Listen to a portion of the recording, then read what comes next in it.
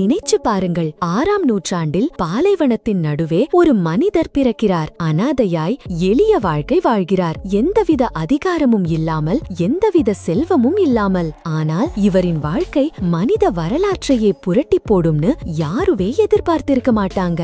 சமூக அநீதிகள் நிறைந்த ஒரு உலகத்துல ஒரே ஒரு மனிதரின் வார்த்தைகள் பல 100 ஆண்டுகளாக இருண்டிருந்த மனித சிந்தனைகளை எப்படி ஒளிர செய்திருக்கும்? போர், வன்முறை, அறியாமைன்னு எல்லா பக்கமும் சூழப்பட்டிருந்த ஒரு காலத்துல அமைதி, நீதி, ஒருமைப்பாடுன்னு ஒரு புரட்சிகரமான செய்திய இவர் எப்படி கொண்டு வந்திருப்பார்? எதிர்ப்புகள், துன்புறுத்தல்கள், ஏன் பலமுறை உயிருக்கே ஆபத்து வந்தும் தன் லட்சியத்தை கைவிடாமல் ஒரு புதிய சமுதாயத்தை எப்படி கட்டி எழுப்பினார்? சாதாரண வாழ்க்கையிலிருந்து கோடிக்கணக்கான மக்களின் மனதை வென்ற ஒரு உலக தலைவராக எப்படி உயர்ந்தார்? இவர்தான் முகமது நபி. உலக வரலாற்றில் அழியாத முத்திரையை பதித்த மகத்தான தலைவர். இவரின் வாழ்க்கை வெறும் வரலாறில்ல, அது ஒரு உத்வேகமான பாடம். வாருங்கள், இவரின் அந்த பிரமிக்க வைக்கும் அனுபவங்களை பார்க்கலாம். கிபி 570 மக்காவில் பிறக்கிறார் முகமது. சிறு வயதிலேயே பெற்றோரை இழந்து அனாதையாக வளர்கிறார். நேர்மை, நாணயம், உண்மை பேசும் குணம் என அனைவராலும்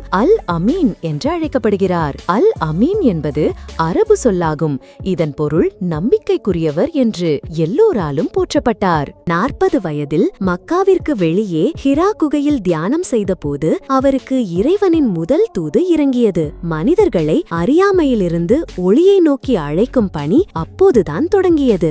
ஏகத்துவ கொள்கையை முன்வைத்த போது மக்காவில் கடும் எதிர்ப்பு கிளம்பியது. கடுமையான துன்புறுத்தல்கள், பகிஷ்கரிப்புகள் என பல இன்னல்களை சந்தித்தார்கள். ஆனால் இறை தூதரும் அவரை பின்பற்றியவர்களும் சோர்வடையவில்லை. துன்புறுத்தல்கள் தாங்க முடியாமல் கிபி 622 மக்காவிலிருந்து மதீனாவுக்கு புறப்பட்டார்கள். இதுவே ஹிஜ்ரத் என அழைக்கப்படும் முக்கிய நிகழ்வு. மதீனாவில் ஒரு புதிய சமுதாயத்தை சகோதரத்துவம், நீதி, சமத்துவம் ஆகியவற்றின் அடிப்படையில் நிறுவினார். அமைதி, நீதி, கருணை, இதுவே இவரின் போதனைகளின் சாராம்சம். பல போர்கள் நடந்திருந்தாலும் அமைதி ஒப்பந்தங்கள், மன்னிப்பு மற்றும் அநீதிக்கு எதிரான போராட்டங்களையே அவர் முன்னிறுத்தினார். 10 ஆண்டுகளுக்கு பிறகு மக்காவை வெற்றி கொண்ட போதும் எந்தவித பழிவாங்கலும் இல்லாமல் அமைதியையும் மன்னிப்பையும் வழங்கினார். மனித குலத்திற்கு உலக சகோதரத்துவம், சமத்துவம், நீதியின் முக்கியத்துவத்தை எடுத்துரைத்து இறுதி பேருரையை நிகழ்த்தினார். இவரின் போதனைகள் கோடிக்கணக்கான மக்களின் வாழ்வில்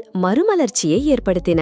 இன்றும் உலகெங்கிலும் பல கோடி மக்கள் இவரின் வழிகாட்டலின்படி வாழ்கிறார்கள். வரலாற்றிலேயே மிக அதிக மக்களால் பின்பற்றப்படும் தலைவர்களில் இவரும் ஒருவர். முகமது நபி அவர்களின் வாழ்க்கையின் சில முக்கிய பகுதிகளை மட்டுமே இந்த வீடியோவில் நாம் கண்டோம். அமைதி, நீதி, கருணை, நேர்மை, சமூக சமத்துவம் போன்ற பல உயரிய விழுமியங்களை அவர் எவ்வாறு நிலைநாட்டினார் என்பதை பற்றி மேலும் விரிவாக அறிய அவரது வாழ்க்கை வரலாறு, சீரா நூல்களையும் இஸ்லாம் பற்றிய நம்பகமான ஆதாரங்களையும் படிக்கலாம். அல்லது உங்கள் கேள்விகளை கமெண்ட்டுகளில் கேளுங்கள். உங்களுக்கு இந்த வீடியோ பிடிச்சிருந்தா லைக் பண்ணுங்க, உங்க நண்பர்களோட ஷேர் பண்ணுங்க.